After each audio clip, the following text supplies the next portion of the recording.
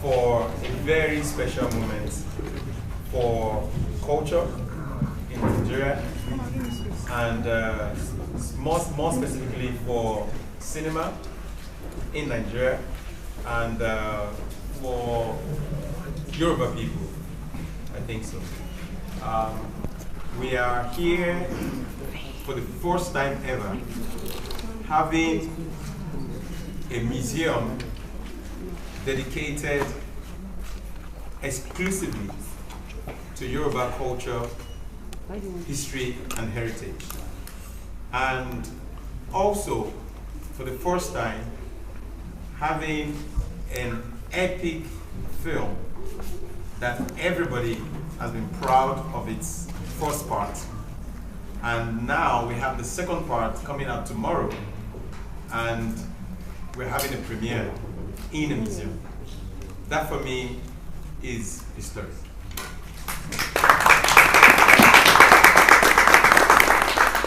I want to say a very big thank you to Lateef and Michi for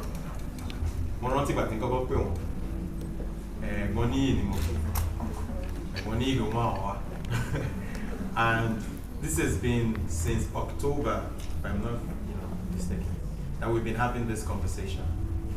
And here we are today. And I want to just start by actually asking you, Lateef,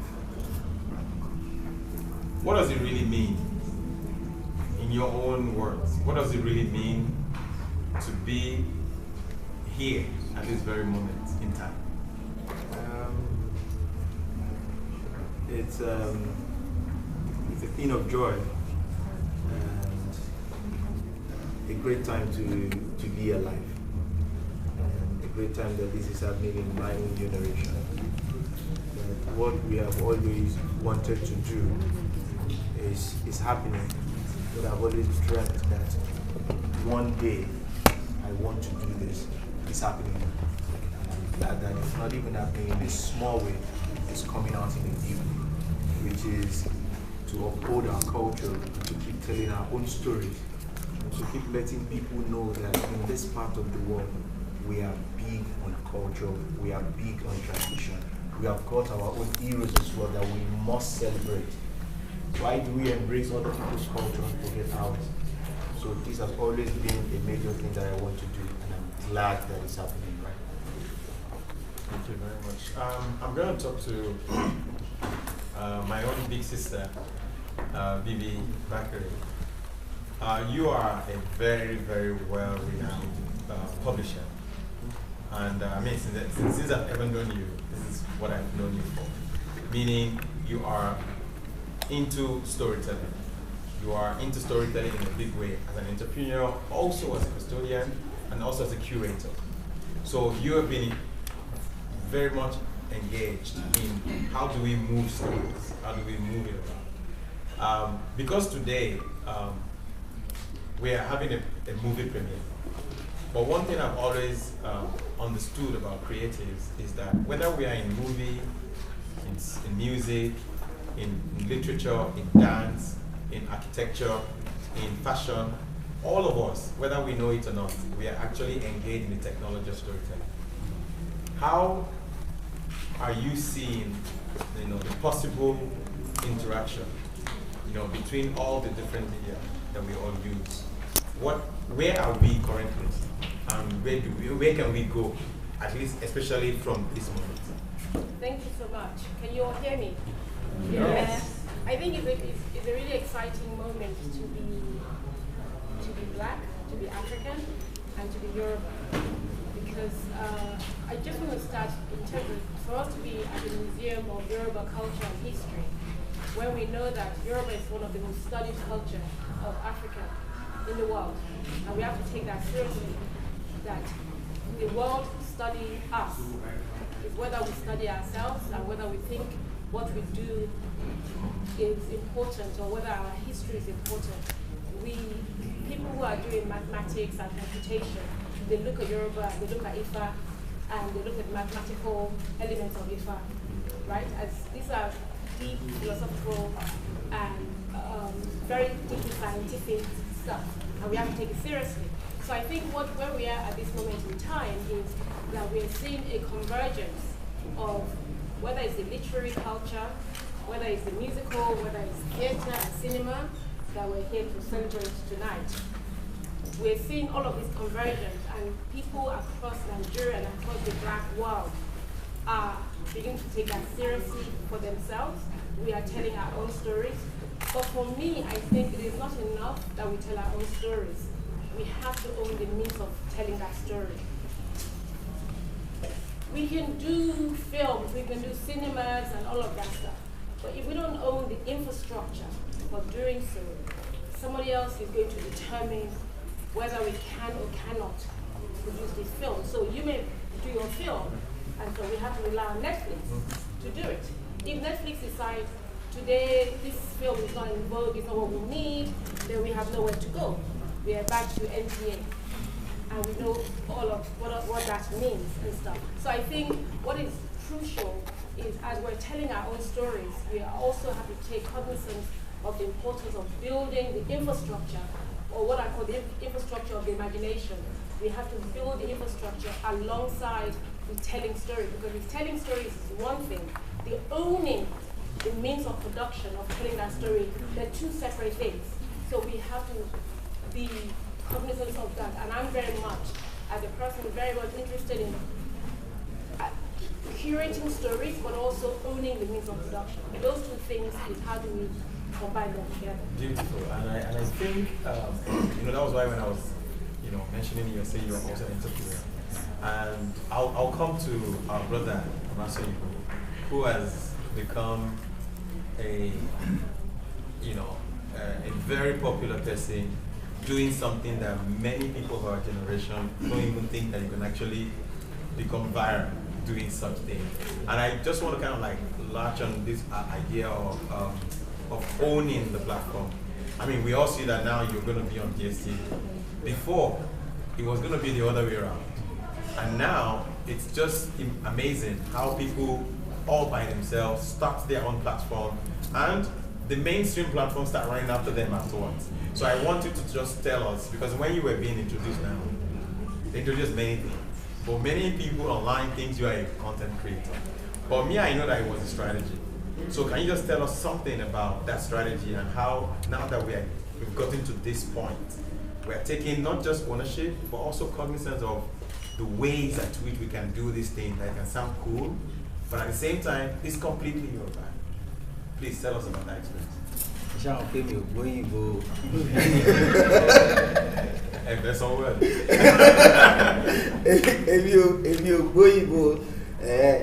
Ó dàbí pé a máa lò bẹ́ẹ̀ ni o, pẹ̀lú bí o faramọ́ ni o, bóyá ká dẹ̀ wú púpọ̀ tó máa bá wa.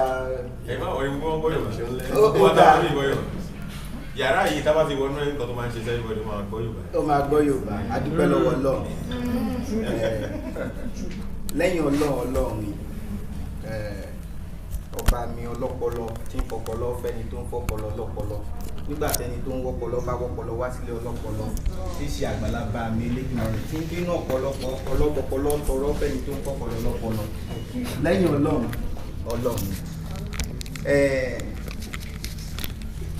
Èmi olùkọ́ ni mí, olùkọ́ èdè Yorùbá ni mí. Mi ò kí ń ṣe ẹni tí ó ń gbé nǹkan jáde lórí ayélujára. I'm not a content creator. Olùkọ́ èdè Yorùbá ni mí. Mo dẹ̀ ń kọ́ àwọn tó lé ní 300. Mi ní àwọn ẹni ní káàkiri àgbáyé. Mo ní àwọn tí mò ń kọ́ ní Yale, Harvard, Clemson. Àwọn ilé ẹ̀kọ́ bẹ́ẹ̀ yẹn mò ń kọ́ wọn. Ṣùgbọ́n mo wá wò pé báwo la ṣe máa ṣe tó jẹ́ wípé wákàtí 16 ni mo ní lọ́jọ́ kan láti kọ́ àwọn èèyàn ní èdè Yorùbá. Ṣùgbọ́n mo fẹ́ kọ́ èèyàn púpọ̀. Ọ̀nà wo ni mo wá máa gbé gbà láti lè rí pé mo kọ́ àwọn èèyàn púpọ̀? Mi ò lè kọjá pátápátá mo lo èmi ò lè pínra mi. Wákàtí 18 ni mo máa fi ń jókòó sínú yàrá ìkẹ́kọ̀ọ́ mi ní ọjọ́ kan. Màá fi wákàtí 2 sùn, ìgbà tí mo rí pé ó fẹ́ máa di pé ó ti fẹ́ máa rẹra mo dínkù díẹ̀ àwọn èèyàn tún wá pé wọ́n fẹ́ wá kọ́ èdè Yorùbá mo wá wò pé kí la máa ṣe òun ló bí Masanyìnbó mo ń ṣe fún àwọn akẹ́kọ̀ọ́ mi láti lè jẹ́ kí wọ́n lè gbọ́ èdè Yorùbá dáadáa akọni èmi àti ẹni tó ń bá mi ṣiṣẹ́ mo ní ó yá jókòó jẹ́ ká fi ṣeré mo fi ẹ̀rọ ìbánisọ̀rọ̀ mi mo fi ṣe ó ní mo fẹ́ràn ẹ̀ mo fi sí orí ayélujára ìgbà tó yá mo ní ó yá èló náà ń ta àwọn ẹ̀rọ ayàwòrán wọ̀nyí gan ó yá jẹ́ ká rà á ìdí tá a fi ṣe Masanyìnbó ni láti lè jẹ́ kí n jẹ́ olùkọ́ fún àwọn tí wọ́n lè wá sí yàrá ìkẹ́kọ̀ọ́ mi kì í ṣe láti di ìlúmọ̀ọ́ká àbí láti èmi mo ríra mi bí olùkọ́ èdè Yorùbá nítorí èdè àti àṣà Yorùbá jẹ mí lógún gan nǹkan tá wáyé láàyè mi ò mọ tààtà mi ò mọ gíítà mi ò méré ṣe nǹkan kan tí mo mọ̀ ṣe ní Yorùbá màá wá ṣe bíi pé ẹlòmíì ò ní ṣe rí àti wípé ìbádíje mi ó jẹ mọ́ Yorùbá kì í ṣe pẹ̀lú èèyàn nígbà tí a wá wo ìtàn kí ni ìtàn tí nǹkan bá tàn kí ló túmọ̀ sí ó tàn kí ló túmọ̀ sí spread tàn ó túmọ̀ sí stranded tàn ó túmọ̀ sí deceit ìdí nìyẹn wá ní má tàn mí o mi ò mọ̀bi kankan ní ilẹ̀ Amẹ́ríkà o má tàn o ìyẹn ni pé I will be stranded o ibẹ̀ láti wá ti rí ìtàn ìyẹn ni wípé bàbá sọ ìtàn wa bàbá mi a máa tàn àwọn míì wọ́n wá tàn wá àwa tán all right okay ẹ jẹ́ kí n mú láti wọ́n ti fi Yorùbá affect but ẹ ká wà tá kì í ṣe olùkọ́ ká máa mix ẹ̀ bẹ́ẹ̀ ká má bàa tàn ẹ̀gbọ́n sọ nǹkan kan pa ownership mo fẹ́ padà wá sí conversation yẹn because at the same time that we are celebrating this we are also at the same time contemplating the effect of the exit of Netflix. For me, mo fẹ́ ká wo kí ni this kind of incidents of the exit of Netflix. What does it mean to us now going forward? What has been the, I feel like it's timely. I think it's I'm sorry, it's my personal opinion. I think it's a good thing because they've done something to show us that there's something possible in terms of the quality, the amount of time we put into it, the amount of work we put into it, and not just, what we are known for is, 2 weeks now, we'll only with match a film, slap, once in love. There's a new culture that they brought. How do we, or where do we go from there? Thinking also about the good thing about owning your own platform. Where do we go from there? Or where do you go from there? Nǹkan tí mo mọ̀ tó dá mi lójú ni pé kí gbogbo ohun tó dé láti ń bẹ. Ó dé wá bá wa ni. Bó bá gbéra tó lóhùn ń lọ, a sì máa bẹ. Èyí tó wá ṣe kókó jù ni pé ní bíbẹ tá ń bẹ ohun tóun ti lọ. Ṣá wà ní rí nǹkan jẹ mọ́ ni? Àbí a máa wá ọ̀nà míì gbà pé bẹ́lẹ̀ yìí bá lọ, bẹ́ẹ̀ yìí ò ṣe mọ́, ó jẹ́ kéyìí ṣe. So it is not, I don't think it's the end of the world. It is just for us to sit and re-strategize on what is next to do or how to go about it. One thing I've come to realize is, nǹkan táwa bẹ̀rẹ̀ sí gbé lárugẹ wọ́n fi tọ́ wa lẹ́nu wò ni. Òun ni àṣà àti ṣe títí wọn àti báwọn ṣe ń ṣe. Káwa tó wá jí sí ìtawà bẹ̀rẹ̀ sí ṣe. Ìgbà tá jí wọ́n rí pé kò ń ṣe ṣeréwéré nítorí nígbà tá bẹ̀rẹ̀ sí data ibẹ̀ láti wá mọ̀ pé ohun tí sista sọ láìpẹ́ pé Yorùbá ni ohun táwọn èèyàn study jù lágbàáyé fíìmù tá bẹ̀rẹ̀ sí jù sórí Netflix jẹ́ ká rí bẹ́ẹ̀ pé òótọ́ ni nítorí gbogbo epic tó ń jù bẹ́ẹ̀ ló lọ jáde ní tó túmọ̀ sí pé ayé ń wò wá àwa la sọjí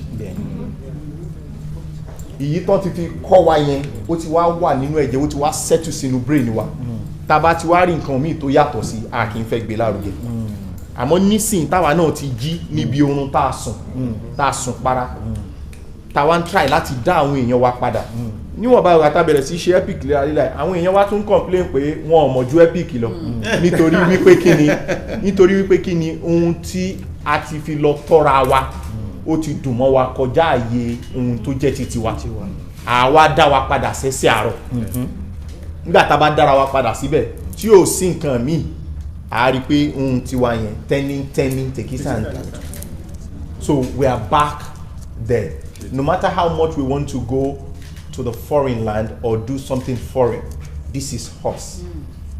And then a lot of us la bá fẹ́ bímọ nsìn àwọn èèyàn ó sá lọ lóyìnbó lọ bímọ ni o bàbá wa bí àwọn ọmọ yẹn sọ̀hún ìmí ò ní wálé lógún ọdún ẹ sọ fún mi báwo ló ṣe fẹ́ mọ àṣà àti ṣe tá bá wá fẹ́ pé àwa ní ọmọ wa ni ọ̀nà ọbọ ló gbàjọ ọmọ wa kò ń ṣọmọ wa ó ti dán mọ́ wọn ihun tán lè fi jọmọ wa ní gbogbo ilé ìta ń ṣe láti máa dá wọn padà sí root nítorí tó bá jókòó tó wo nǹkan tó jọmọ́ títí ẹ bí gbogbo nǹkan ò sọ̀rọ̀ ẹ̀jẹ̀ á sọ̀rọ̀ ara á sọ̀rọ̀ fún ẹ pé ibi tó ti wá rè wà dẹ̀ padà síbẹ̀.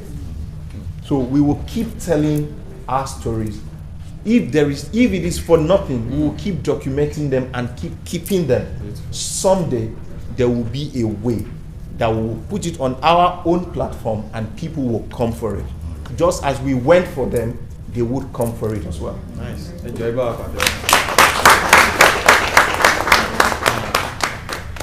Ẹ jẹ́ kí n wá padà wá bá àti bíbí Bákàrè.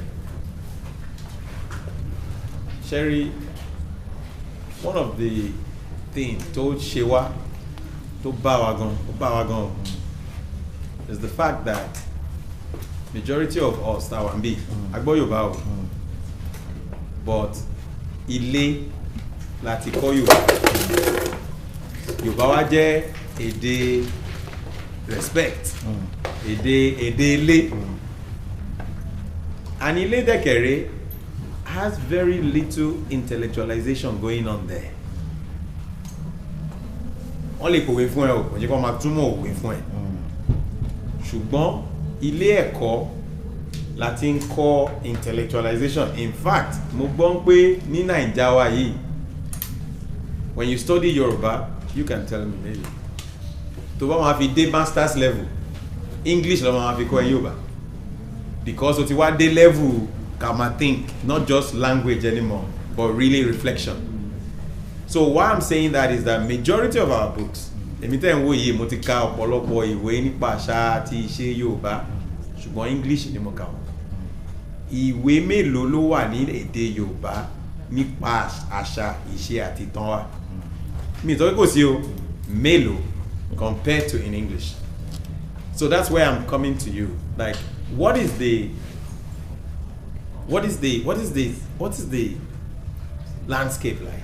And where are we? And what is the work that is yet to be done for us to even get to that point where we start to have a good number of intellectual books, not stories, not itan, not proverbs, but intellectual books in Yoruba? So what you're asking is, we need to develop philosophical work in Yoruba. Beautiful. Right? So you're asking, how do we, at the level of PhD, where people are writing in Yoruba, the way a French person would write in French at the PhD level. So for example, if you were to study, it's unthinkable in the West to study philosophy without in two languages, French or German. To do philosophy, because you have to, either you're in the continental tradition where you have to look at French, so whether you're writing English or not, you have to do French or German. and then obviously you have English. So in my case, when I did my PhD, I didn't want to have to go through French and German. So I registered in a different department, but still doing philosophy, using a French philosopher. Because if I had registered in the philosophy department, I would have to read and write in French. Now we come to Yoruba, you do a PhD about Yoruba culture, you do Ifa, and some people would not even speak Yoruba. It's unthinkable, and that has to change. And that can only change, first and foremost, if people are writing Yoruba and thinking philosophically, because Yoruba is such a sophisticated language, and it has a very sophisticated and well-developed philosophy. So if you're having a body of work like that, then you have publishers. Publishers like me, you have to publish. But in order to publish, you have to know that there's going to be an audience to receive that. And sometimes, for you to publish a book, we have to have governments. That's the reality. For certain, government has to support certain types of books, the production of certain types of books, with the full knowledge that this is not, it doesn't have a commercial imperative. It's a patient capital. It's developmental, it takes time. So even us as a publisher, we know that there's some books that we're going to publish that is likely to make us money. And there's books that would not make us any money, but they're important that they are published because you're thinking about what I call the archival future. You're thinking about the future, the archive that you're resurrecting in your films, right? It's what was created in the present. So anything we do today will become the archive of the future. If we don't do it, if we don't do anything today, there will be nothing. If we don't establish this Yoruba museum, there will be nothing. We will continue to have a European framework where they say Africa has no history, right? And we have no history, supposedly we have no history because the writing of history is seen through text, through the written text. They do not see the artifacts as forms of history. Even though for them, they look at artifacts as history. But when it comes to us, it is memory. So there's a distinction between memory and history, right? So we need to understand those kind of distinctions, but without us allowing it to invade our thoughts, right? Both history and memories are important, and we must collapse it. So the landscape currently is that there needs to be serious work between universities, where the scholars are there and make the writing from undergrad level to PhD level. You write it. If you're going to do anything in Yoruba culture, you must study Yoruba. You must understand it, because if you don't understand it, you cannot get the nuances. And I'll give you, just before I close, I'll give you an example. I came to Nigeria to research, I was sitting on the bus in Ojo-Elegba. I just wanted to kind of experience Lagos. And I was like, this is such a chaotic space. What is going on? Why is Ojo-Elegba so chaotic? Right? And I'm like, oh, okay, it makes sense. Ojo-Elegba. So that's my thinking. So I go to Unilag to talk to professors of Yoruba to say, what does Ojo-Elegba mean? They said, it's the cane bitter. I was like, what does that cane bitter mean? No, it can't be. So I'm going around. These are scholars who said, so I'm thinking, okay, there must have been a shrine here once upon a time. There must have been. Professors couldn't tell me that Ojo-Elegba, what the meaning of it. Ojo-Elegba. They couldn't understand that. So I then traced back, and found the shrine of Eshu on Apapa Road. This is where they moved them when they built the bridge. And those are things we need to understand. Why the chaos of a space, the name, it's connected to the history and all of this kind of stuff. But yeah, people in Lagos. So I spent 24 hours looking at that space and looking at all the different activities that happened in these spaces. We need those kind of nuanced research and time. And it takes time.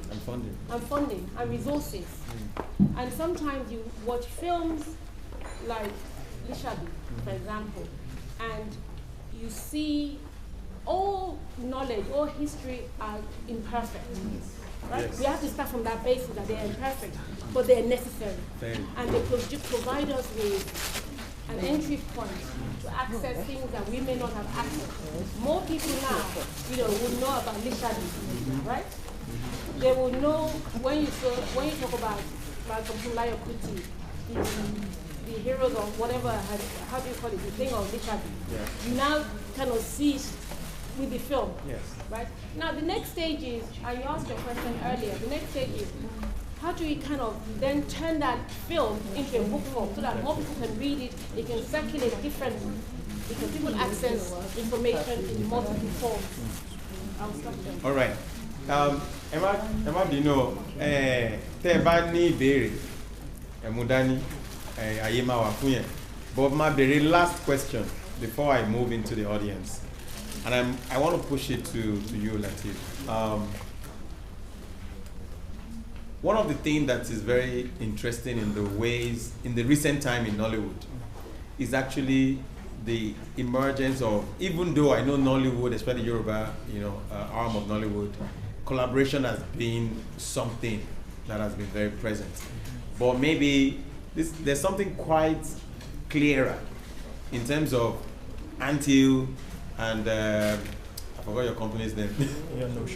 Notions. And this organization came together to do something together. What do you think about that possibility of continuously expanding that frame of collaboration to see that it's not just about the film, it's about, okay, there is also a museum in terms of channels of how do we continue to bring out images, objects, myth around just one story and recreate different ways of distributing it, from books to museums to creating characters for social media content. How are you guys thinking about all of these possibilities beyond just the cinema as the frame for storytelling? I think we are heading somewhere. We are going somewhere with all of these things. Collaboration is very good. Nítorí Yorùbá náà ló ti sọ pé igi kan kì í dágbó ṣe. Nítorí àwa ní làákàyè pé ìtàn wa rè bá a ṣe fẹ́ ṣe rè. Ẹlòmíì ní làákàyè pé bí bá a ṣe fẹ́ ṣe yìí tó jẹ́ pé sinimá la fẹ́ ṣe sí, làákàyè bá a ṣe máa gbé kalẹ̀ ní sinimá tẹlòmíì ni. Títẹlòmíì ni làákàyè bá a ṣe máa tà nígbà tá a bá gbé sí sinimá tán. So gbogbo ẹ̀ ó ń túmọ̀ sí pé a gbọ́dọ̀ bára ẹni ṣe kí nǹkan lè dánmọ́rán bó ṣe jẹ́ kó dánmọ́rán. Ẹ wá rántí pa ti jọ sọ́nà pé Lisabi yóò ní tán síbí. Àti wò pé Lisabi week ó tún ṣì máa ṣẹlẹ̀. Gbogbo ohun tá a kọ́ pátápátá nínú fíìmù yẹn, gbogbo àwọn ilé Lisabi kọ̀ọ̀kan tá a kọ́ yẹn, a máa rí ẹ̀ náà tiẹ̀ sékòó yìí. Tá a máa wá jẹ́ káwọn èèyàn wá from every part of the world to come and see it. Àwa tá a wá kópa nínú fíìmù yẹn náà, a máa wà ń bẹ̀. Ọlọ́yọ̀ á wà ń bẹ̀ bí Ọlọ́yọ̀. Ará Ẹ̀gbá á wà ń bẹ̀ bí Ará Ẹ̀gbá. Òjíṣẹ́ á wà ń bẹ̀. So tí àwọn new generations yìí tán bá wá, kódà kán máa tí ì wo fíìmù yẹn, tán bá wà nínú space yẹn, for people that are in the film to even tell them this was the story, this was how this was what came up at this time. That way, we are equipping them with the necessary things that they need to know about culture, about our history. Nítorí tá a bá sọnù pátápátá nù.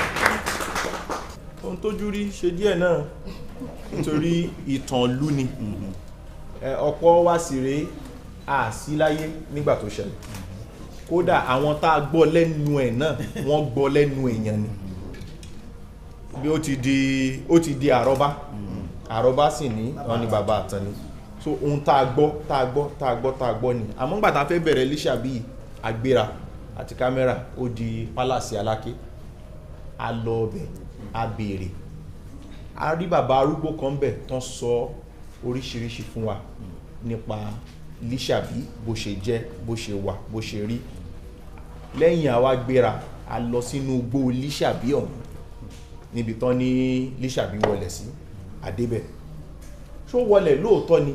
Kí wọ́n bá léyàn wọlẹ̀, kí ló túmọ̀ sí? Ṣé ó pòórá wọnú ilẹ̀ ni àbí wọ́n gbẹ́lẹ̀ ó wọlé síbẹ̀ fúnra ẹ̀ àbí báwo tiẹ̀ la ṣe fẹ́ sọ gbogbo ẹ̀ bẹ́ẹ̀ a lọ àgbà àwa jókòó pé bó ṣe ṣẹlẹ̀ ń gbà yẹn rí creative license wà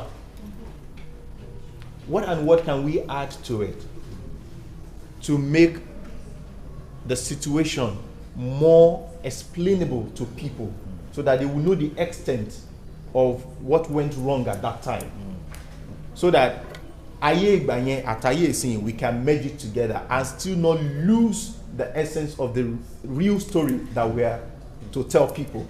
So there's some creative license that we went through in the film, had some characters that are not tí ó ṣẹlẹ̀ ń gbà yẹn ta fi gba Lisabi ń di pé ohun tó ṣẹlẹ̀ rèé àmọ́ tá bá tún fi eléyìí sí á tún jẹ́ káwọn èèyàn retí rí yìí pé ṣé aburú tó ṣe tán ṣe nígbà yẹn ó pọ̀ tó yìí àti bẹ́ẹ̀ lọ òun ni a lò tí Lisabi fi di Lisabi.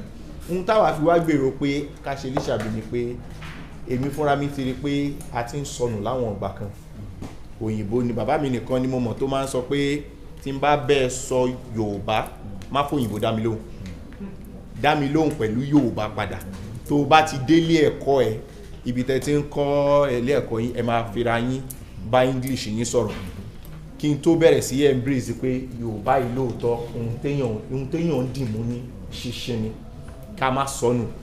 A wá ṣe Lisabi nítorí mo rí pé most of even my generation a lè sọ Yorùbá tó já gere mọ́ Yorùbá dẹ̀ ni wá so tá bá ní tá à ń sọ tó já gere báyìí tó bá dẹ̀ yìí sóyìnbó náà tá à tún sọ tó já gere iyì wa ni ẹ̀yẹ wa ni la ṣe ní a ní dẹ́kun àti máa ṣe gbogbo àwọn fíìmù wa ní Yorùbá.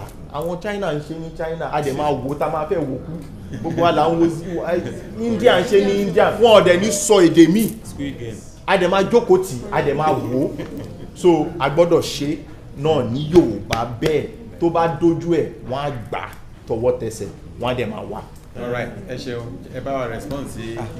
Ó di mo máa padà sọ́dọ̀ másòyìnbó ó di ọwọ́ oníkálukú wa ó dọwọ́ ọwọ́ tó sọ̀rọ̀ ó dọwọ́ kó wá wa nítorí èèyàn kún ò lè dáṣe másòyìnbó ti bẹ̀rẹ̀ ẹrú rẹ̀ kí ni ìwọ fúnra ẹ ń ṣe kí lèmi fúnra mi ń ṣe béèyàn bá tiẹ̀ kí mi lẹ́sẹ̀yìn kí n tó dáhùn kankan ó ti gbọ́ báyìí sí bí n ṣe máa dẹ́ lónìí kó kí mi lóyìnbó máa pé báyìí sí bẹ́ẹ̀ lọ. Nǹkan tí mo mọ̀ tá lè ṣe ni pé kó bẹ̀rẹ̀ látọ̀dọ̀ ẹ kó bẹ̀rẹ̀ látọ̀dọ̀ mi ṣebí ohun tá a bá bẹ̀rẹ̀ táyé bá bẹ̀rẹ̀ sí rí lọ́tún lénìí lọ́la lọ́túnla tí wọ́n rí pé ó tún padà àwọn èèyàn bẹ̀rẹ̀ sí get used sí pé ó dàbí pé eléyìí ló tún tán àdẹ̀ máa ṣe à ń lọ Saudi Arabia à ń lọ Dubai wọ́n ní wọ̀jú jàlábíà yìí lọ ẹ ní rí wọn nínú bùbá àbí ṣòkòtò jàlábíà yìí àti wérí wọn ni kàn lọ sí ọ́fíìsì kò jù bẹ́ẹ̀ lọ àwọn ọlọ́pàá wọn gan wọ jàlábíà kí wá ló ṣàwọn aṣọ títí wa àmọ́ nítorí bí mo ṣe sọ ohun tán ti kó sí wa nínú làákàyè á pẹ́ kó tó jáde o so we need to keep what a máa fọ́ títí tá máa fi mọ́ padà sí ohun tó jẹ́ títí wa ni. ẹ jẹ́ ká jẹ́ kí alàgbà tó wà láàrin wa táwọn lọ dá sí. Oh, sorry. I think I want to come back to the point that the young lady mentioned about whether Nollywood can produce the need to produce pure Yoruba. I think purity is a myth and it's very much against the essence of Yoruba culture. And why do I say that? I think Yoruba is first and foremost a cosmopolitan society. It's a very modern urban society, pre-conquest. And it has always absorbed difference, right? So the idea of pure Yoruba is a language, a culture that's always on the move, always remaking itself, with different things that it encounters. Even though I understand what you're saying about the need to preserve the language, we do need to preserve the language, but we cannot expect to preserve the language in pure form. Our society has changed, it has transformed. We have experienced encounters that were prior to even European colonization, right? We have the Arabization of the continent of Yoruba land before Christianization, right? So things have changed. It means that we cannot go back to the original form. And in fact, Yoruba as a culture doesn't believe in the absolute, right? This is why we have our deity issue, okay? A culture that already has issue as its center tells you everything you need to know about why we need to guard against a quest for purity. And we must continue to speak and elevate our language, but not to the detriment of the outside. Plurality. This is a culture that is extremely plural. It's a polytheistic, polyrhythmic culture. Purity is what you give to the cultures of monotheism, right? So I think one of the things that we have to celebrate about Yoruba culture is the fact that everything that Europeans are trying to grapple with today, we already grappled with them many moons ago, right? They're trying to talk about plurality, diversity. This is at the center of what it means to be Yoruba. This is why we celebrate anomaly, like twins, for example. We say twins is an anomaly in nature. Because it's an anomaly, we must bring it closer and understand it and celebrate it, right? So let's think about when we're saying we want pure Yoruba. We can never have pure Yoruba. This is why you watch a film like Lisabi. If you're trying to look for pure authenticity, you will not find it. You will find fault with it. But if you understand it as a film that's recreating a particular moment, and if we understand that every history in the world is always a reconstruction, a remaking, then it allows us to have what you've called creative license, for us to be truthful to the origin, but also play with it. Right? So we play with what we have. But the key thing is that we must not discard what we have for something else. Yeah. If we're going to have something else, let it be in relation to what we already have as well, in conversation with. Beautiful. So, in essence, I love the fact that most of the things you've said still danced around issue. Yes. So when you talk about play with it, there's also a trickery around it, and also the whole idea of intersection, crossroads, and realizing that there's no absolute and everything's plural and dynamic. I love that. Ejo, about Adasi. Èmi máa takò wọn.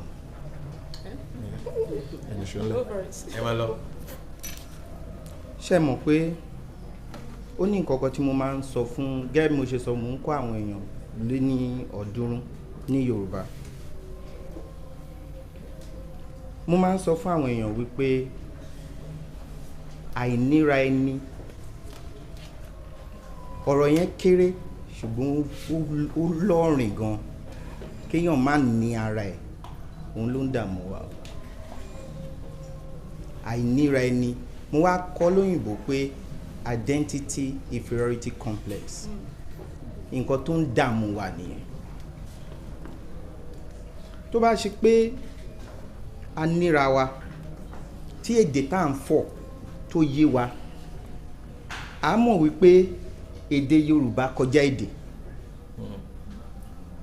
Nínú èdè Yorùbá ó kọjá èdè tá à ń sọ. Tẹ́ bá ní wá ní ṣé o lè sọ Gẹ̀ẹ́sì, ṣé o lè sọ Spanish, ṣé o lè sọ Faransé, ṣùgbọ́n wá ní ṣé o gbọ́ Yorùbá.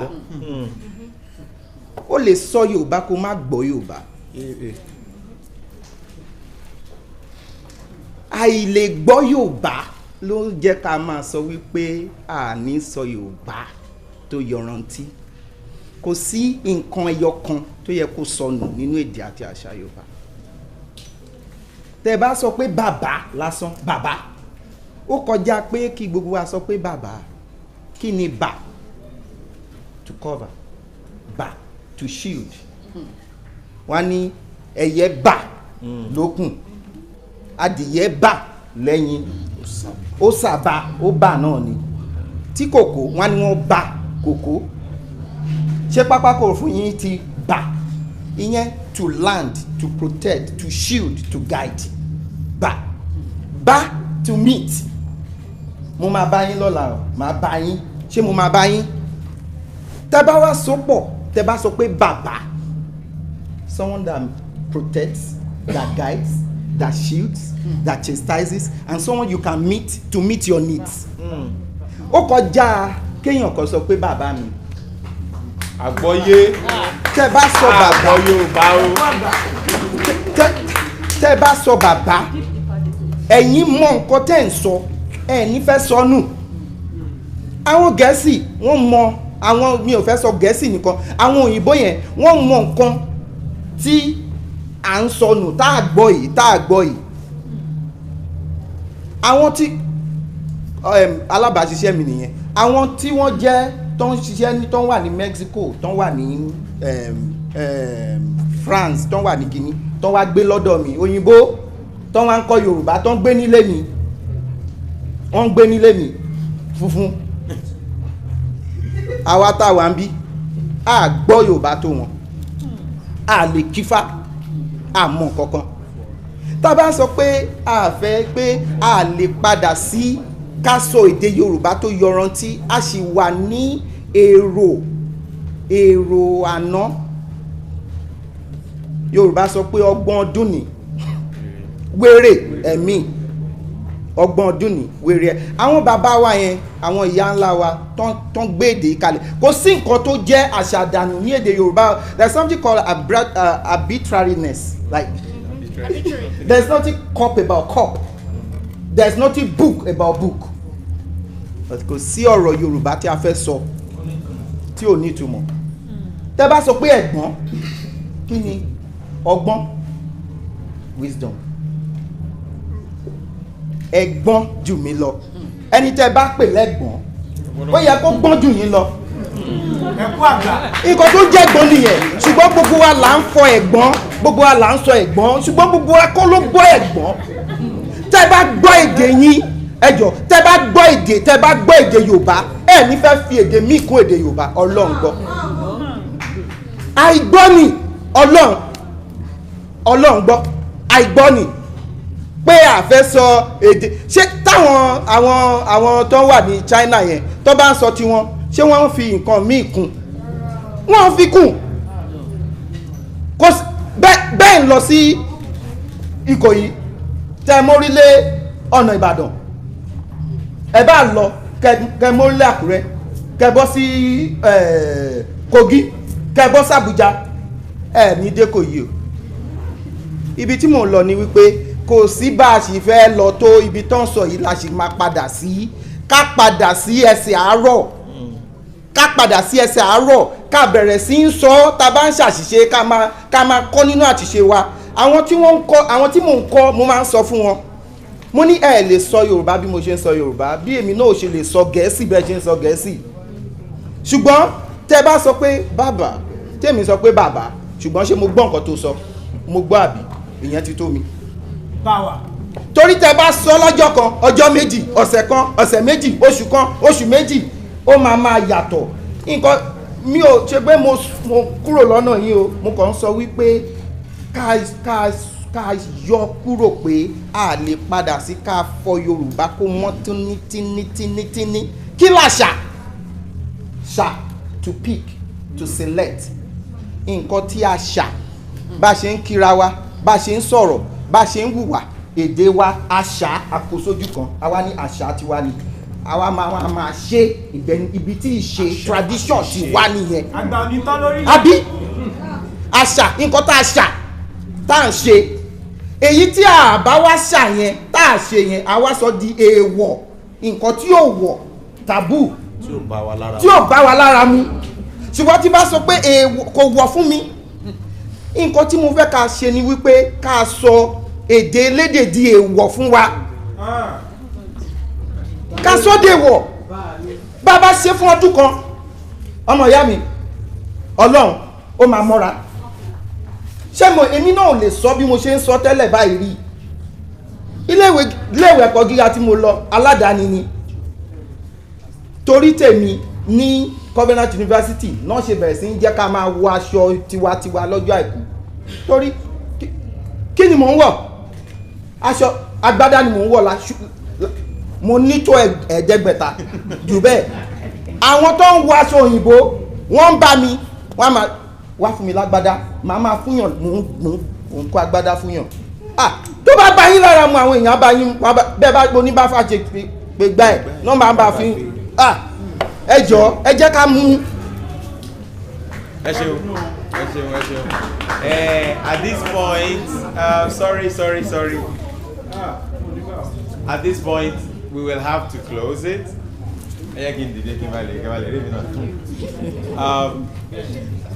One of the things I'm going to close with is to say everything that we've heard today, whether it's in what our brother has called creative license, how we can take what our brother here is saying very passionately, and he has the right to, and the way he said we can actually also take our creative license to move around those. And our sister here is also saying we shouldn't close out the outside. I think that all of it is Yoruba. All of it is not this or that. We are a people of this and that and that. And that's also wisdom.